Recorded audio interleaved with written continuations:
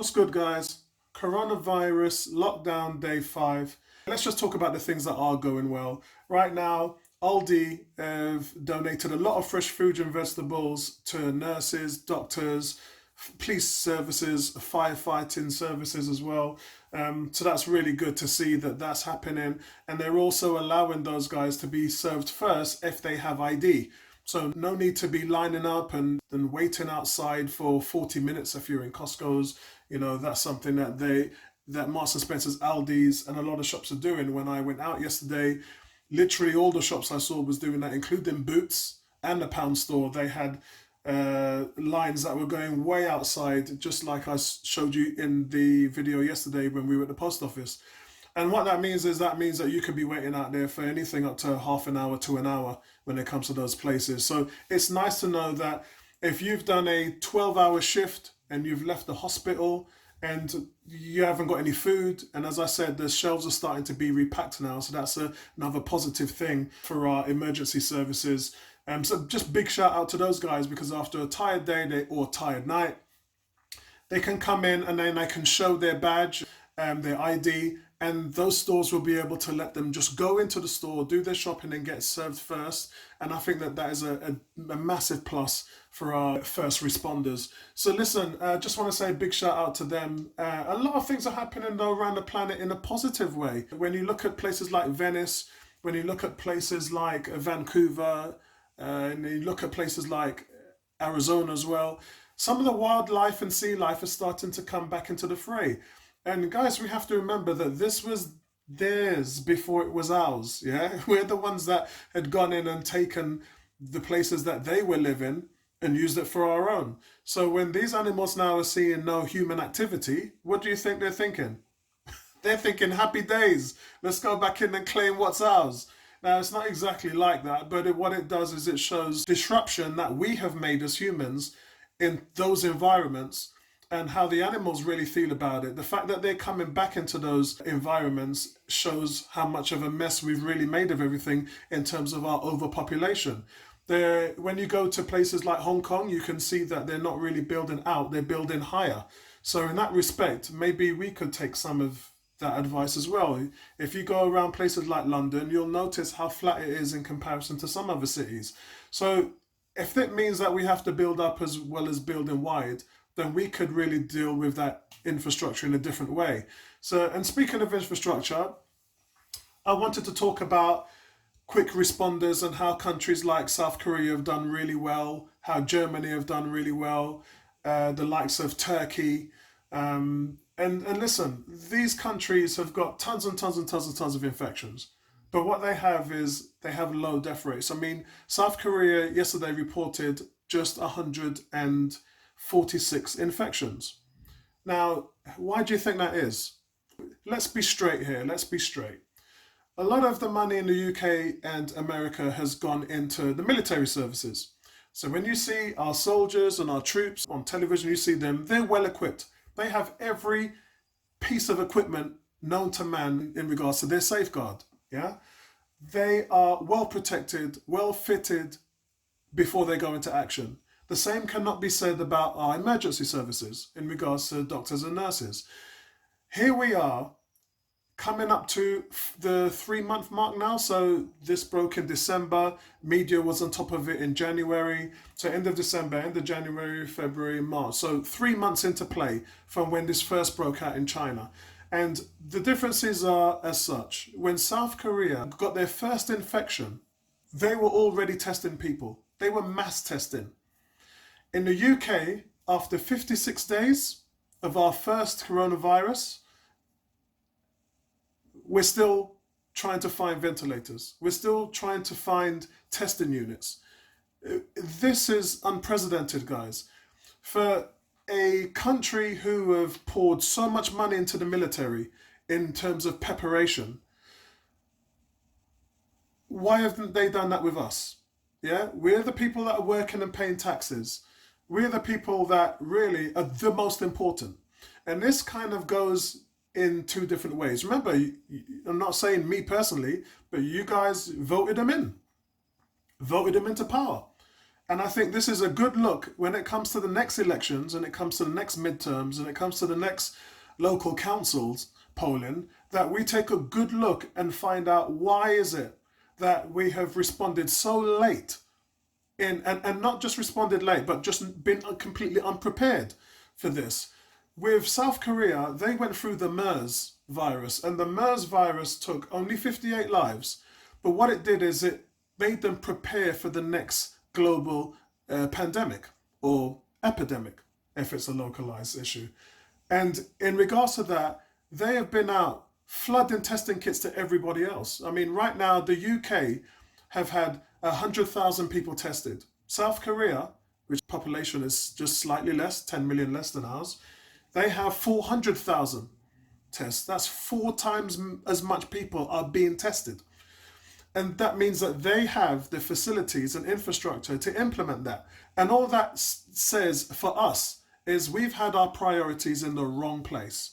So when you look at the fact that we weren't ready, and when you look at the fact that in America, their biodefense unit in the government, which Obama put in place and said the next big problem to the United States is going to be a pandemic. That department told that to Donald Trump in 2018. He just disbanded it. Yeah, that was his preparation. He didn't want to know. Weren't interested. Because in many respects, what you can't see, you can't fear. And this is talking about climate change as well. We've been talking about climate change for the last decade, 2 decades in fact. And many of the governments still haven't done anything about it. Example to us as voters is to see where the priorities are. Imagine all of them people treated the last general election in the UK like a second referendum. They weren't interested in housing, education, health. Yeah, they weren't interested in none of that. All they were interested is, are we going to leave Europe? Yeah? Are we going to proc Brexit? That's all. So when you think about it now, 3 months on, you went out there and you polled and said, this is what I want. Neglecting all of those other services that are now struggling and crumbling under the weight of cuts. I think that we as people have a part to play in this. And I think that we seriously have to question what our local councils and the government are doing in terms of our well-being moving forward. Yeah, that would be my advice. So I just want to get that out there as well. But outside of that, guys, there's a lot of things that we can do. I mean, top 3 things for me would obviously be the preparation in terms of what's happened in the past. Learn from the past in order to excel in the future. Number 2 is being mass testing. Ensure that you have something in place for mass testing. And number 3 is, I remember in China when it first broke in Wuhan, and we were seeing hospitals being made in the streets and people saying, look, we need more hospitals. I mean, you don't need more hospitals, guys. You really don't. Yeah, I know from firsthand that what the UK have done, and listen, big props to the government for getting the Excel Centre as the new St Nightingale's facility to deal with 4,000 cases. Well, that's happening in the UK now. Ever since that exploded, we've now found places that can facilitate another 5,000 hospital beds. And what that means is going into halls, going into massive training facilities. So if I think about Haringey, Copthall, those are athletic grounds with big indoor training facilities that can house hundreds and hundreds of beds. We need to look at places like those. We need to understand that. Don't try to build things up from the ground up, because these halls have water, electricity, heating. They are already fitted for something like this. So all we need to do is just get in the beds, and then we can start to work the infrastructure from within. So that would be my focal point as in terms of what the government's next steps are. Let's try and get this sorted as soon as possible without talking about building new hospitals. You know how long it takes you to build a new hospital? It'd just be a complete waste of time. It'd be a waste of money, and be a waste, when things are needed, and they're needed right now. Because you acted late, because you weren't prepared, yeah, this is the steps that you're going to have to take. So from me, guys, that's where I would go with it. I seriously would.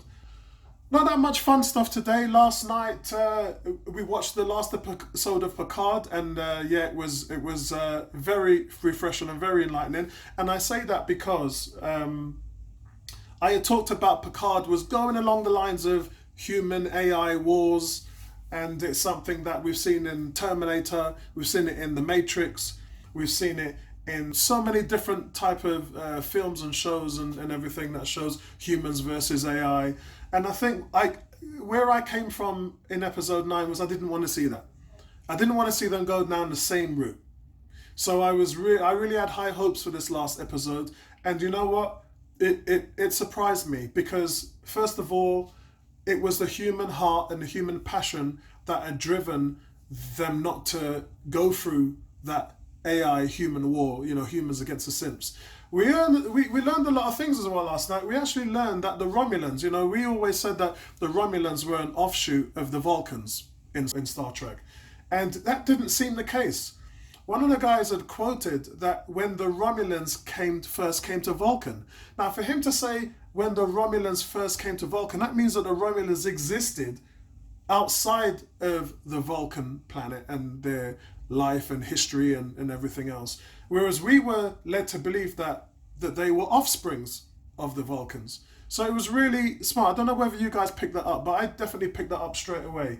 But what I like to see was Picard. And look, Patrick Stewart is 79 years old. Some of you are complaining that he's been too dumbed down. And obviously, guys, remember, he's been inactive for 2 decades, yeah? So it'll do that to you. An old age will do that to you as well. So some people are kind of crapping on the show because he's not out there being active and he doesn't look smart enough and he's not the Picard who was the Picard of old. Well, sure enough, if you were 79 years old and you were thrown back into the fray, I'm sure you'd be struggling as well. But me, I just like the narrative. I like the fact that we've been able to treat this as a Star Trek Next Generation Season 8. And I know there's a lot of Trekkie fans out there, so if there's no Trekkie fans, then this is probably the end of the video for you, so goodbye.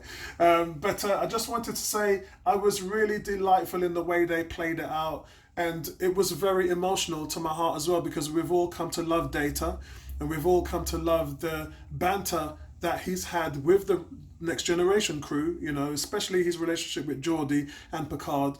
And it was nice to see that 2 things had happened out of that. Data's consciousness had been uploaded, so he was relatively still alive in terms of his brain patterns and everything else, and he was existing in this facility that was keeping his mind aware of what was going on. So it turns out that yesterday a lot happened with Picard, and the illness that Beverly Crusher had diagnosed him with 20 years ago, which may one day had killed him, that had come to pass. So Picard was essentially dying from this illness. And we get a scene where Picard essentially turns Soji into good. He questions her. He's like, I'm here for you. I could have gone and left you by yourself, or I could have joined the Romulans to try and wipe out all Simps, because it was predicted that you guys would destroy the whole universe. I could have banded with that, but I didn't. I stayed because I cared about you, because I wanted you to care about me. And if I care about you, you care about me, then that creates that cohesiveness and that creates that bond that is humanity in itself. So that was a nice little touch there, and it was Picard at his best, to be honest. And when Soji does this, she shuts off the war, and then everybody has their hands down. A nice moment there when Will Riker shows up. Man, he shows up with a badass fleet. And I think that's a good sign, because remember, Starfleet was the one that originally turned their backs on the Simps. Yeah, it was all this talk about Brexit and Trump and all that stuff that was going on. And the writer, Alex Kirkman, he wanted to get that message across that a lot of people inside Starfleet were against the Simps. They didn't want to know 14 other nations in Starfleet backed out of it as well. And that's the reason why Starfleet thought, look, we can't do this. We need to leave them alone. So the Simps were abandoned on Mars, and then obviously the Romulans put the whole plan into place to wipe out that colony and blame it on the Simps. That's why the Simps were banned. So I think what was good about it is we saw that in this stand down, Riker had come back in, and the music score was the Next Generation music score when all the ships pull up. That was nice. And obviously the Romulan fleet, after standing down, Picard finishes his job and then he dies. And that was really sad. But what wasn't sad is that Dr. Noonien Sung's son, which looks like Data as well, He had mapped Picard's, when they tested his brain for the illness, he had mapped his brain synapses. So they uploaded that into where Data's consciousness was. And then we have this nice little scene where Data's sitting down talking to Picard, and they're reminiscing about their relationship together and what they learned from each other. And Picard comes out and says, Data, I forgot to tell you the one thing that is the most important thing to me that I never got to tell you. And Data, before Picard could say anything, Data's like, that you loved me. And it was just such a great moment for all Star Trek fans, young and old. Since the series has been going from 1966, it was Gene Roddenberry's dream to really facilitate the meaning of people from different colours, ages, and respective backgrounds. And remember, we're talking about an android here and a human. And it was just his dream to make sure that people came together in that way to show love. And that's exactly what that scene was all about. And it got even better, because Data not only said that to Picard, that, I know you love me, sir. He goes, but I need to explain something to you, that you still have a chance. We captured your brain synapses. We're making a new body for you so you can still go out and exist and live the rest of your life. And he said, but what I want in return is a favor. And this is the sad part here. Data's always been about trying to be human. Data's always been about trying to live the experience of what life is all about. And what this scene does is it hits home how hard Data wants to become human. And he had the emotion chip. He had all these different things that he had learnt and picked up from everybody, habits, words, and stuff like that. The one thing he asks for is, like any other family member would do, he says, can you delete my consciousness? Because that's the only way how I can experience true death. And after that scene, guys, Picard is saved and he comes out and he says to them, this is something that I have to do for an old friend, for an old family member. And he plugs out, and as he plugs out, there's like 3 conduits, and he plugs out one at a time. And each time he plugs one out, you can literally see Data getting closer to his death. His skin starts to dry up. An imaginary vision of Picard's elements that was in the chamber that was keeping Data was there holding his hand. And you see, one by one, he just gets plugged away and he just withers into nothingness. And it's one of the most beautiful scenes that has ever happened in Star Trek. And for all you Star Trek fans who are not watching this show, shame on you. But it was just a great vision to see. They've also made changes. So when Picard comes out, he's like, okay, so what's going on? What's this new body all about? What's happening here? What can I do and what can't I do? And then they breaks it down to him and says, sorry, we didn't make you a superhero. You don't have super strength. You don't have an extra, you're not, immortal like Data essentially was. He said that we've fixed your body to ensure that you'll die under the natural process and that you won't live long and live an eternal life. Yeah. And Picard jokes, he goes, what, so is that, so what did you give me? Did you give me another 20 years? Did you give me another 10? What was it all about? And I love, a lot of touches were just really nice for Trekkie fans. So I just wanted to say the show, that was definitely the best episode of the season, and the show ends up on a high for me. But definitely check it out, guys. Definitely check it out. Sad thing as well, I accidentally deleted my Westworld review, which is a real shame, and I'm trying to put together a Bloodshot one. Those of you on my Facebook page, Apollo Sci-Fi Movies, Comics and TV Shows, I have uploaded a Bloodshot review, which I've given it 7 out of 10. So I'll talk about that tomorrow in greater detail as well. But listen, lock it down, everybody. Stay positive, love your family, stay healthy, and then I'll speak to you guys soon. Peace out.